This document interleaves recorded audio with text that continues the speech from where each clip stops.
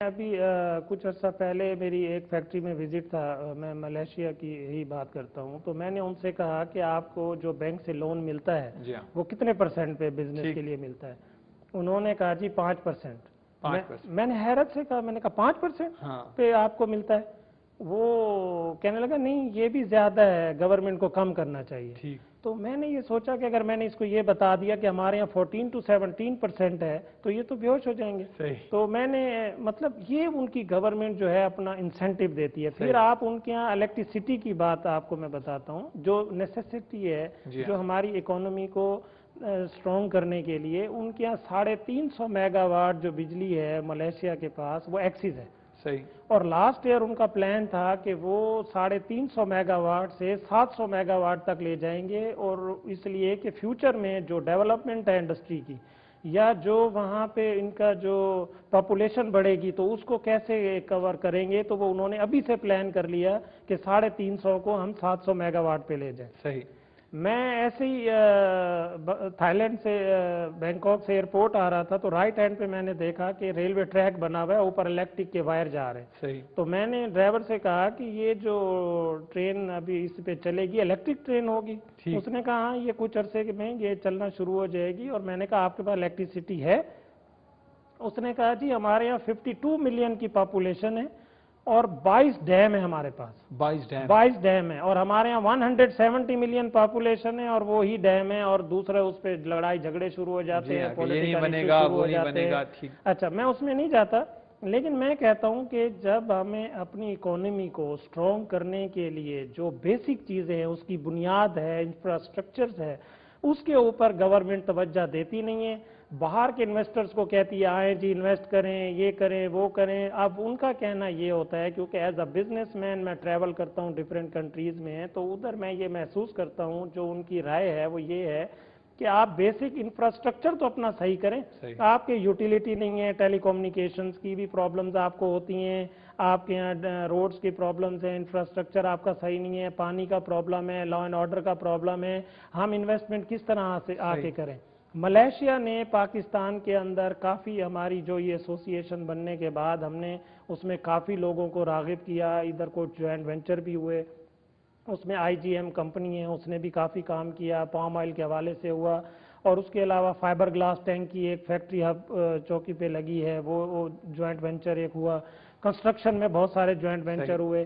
ایک اور کمپنی ہے جس نے 2006 سے کام کر رہی ہے اور $347 ملین کی انہوں نے انویسٹمنٹ کرنی ہے۔ ٹریڈنگ والیوم جس طرح بھی آپ کہہ رہے ہیں کہ خاص طور پہ اگر میں ملیشیا کی بات کرتا ہوں، ٹریڈنگ والیوم کیا آپ سمجھتے ہیں بیلنس ہے دونوں ممالک کا؟ کتنا زیادہ جھکاؤ؟ وہ ہمیں بیلنس اس لیے نہیں ہے کہ ان کا، میں آپ کو 2008 کی ایگزامپل دیتا ہوں۔ 2008 میں ان کی 1788.986 لائک ایسے سم تھنگ ان کی ہمارے یہاں ایکسپورٹ ہے، ٹھیک، اور آپ ہماری ایکسپورٹ دیکھیں $127.986 سم تھنگ ملین ہے۔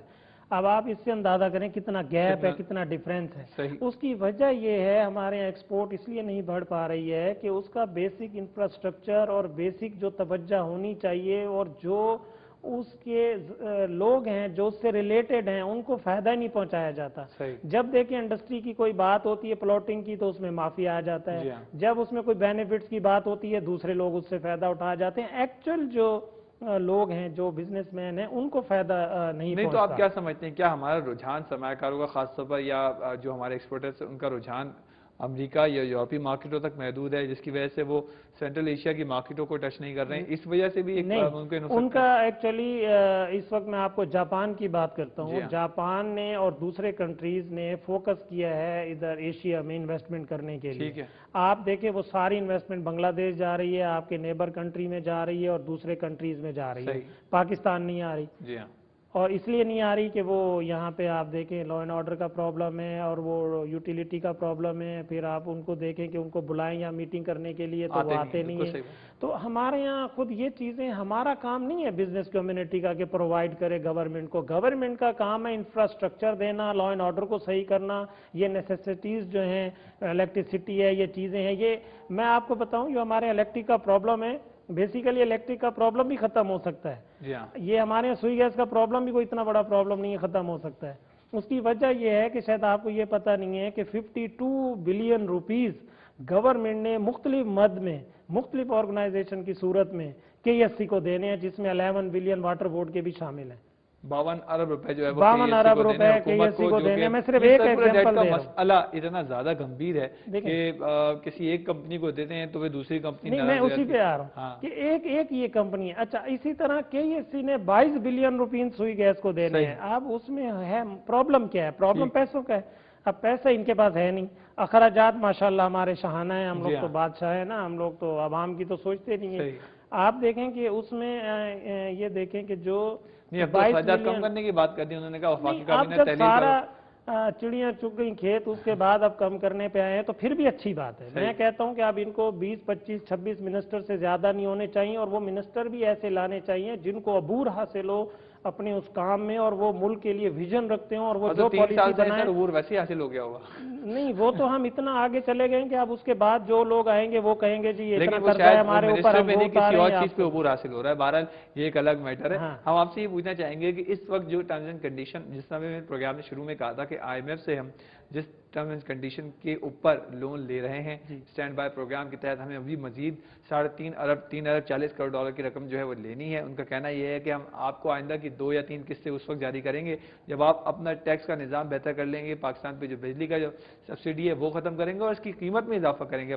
उनका एक डिमांड कह लीजिए कि पाकिस्तान से की गई है कि पाकिस्तान जून 2011 तक जो है वो अपनी बिजली पे सब्सिडी मुकम्मल ख़त्म करे और 21% जो है इसकी कीमतों में इजाफा। मैं पहले तो सबसे पहले आपको एक चीज बता दूं जो पब्लिक को भी पता चल जाए कि एक्चुअल स्टोरी क्या है। ठीक। असल में वो सियासत की नजर चीजें हो जाती है, अब आम को सही चीज पता नहीं चलती। दब जाती है। मैं आपको बताऊं, जब एज अ बिजनेसमैन मैं किसी बैंक में लोन लेने के लिए जाता हूं तो बैंक मेरे पीछे घूमते हैं, मार्केटिंग, क्योंकि उन्होंने बैंक में से लोन देना है और वो जाहिर है फिर इंटरेस्ट लेना है, तो वो फिर उसको चलाना है बैंक को।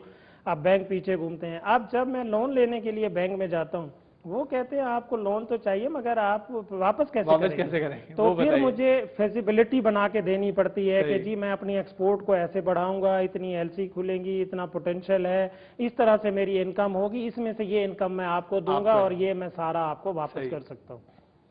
सेम सिचुएशन IMF की है। IMF उन कंट्रीज के पीछे भागता है कि ये हमसे लोन लें, क्योंकि वो ज़ाहिर है उसका अपना लोन नहीं है। वो लोन भी कौन सा है, वो खुद नहीं देता है। IMF के पास पैसा कहाँ से आया? वो आपको मैं बताऊं, ये एक आपको न्यूज में बताता हूँ, 28 ट्रिलियन रुपीस आपके स्विस बैंकों में पड़े हैं सिर्फ पाकिस्तानियों के,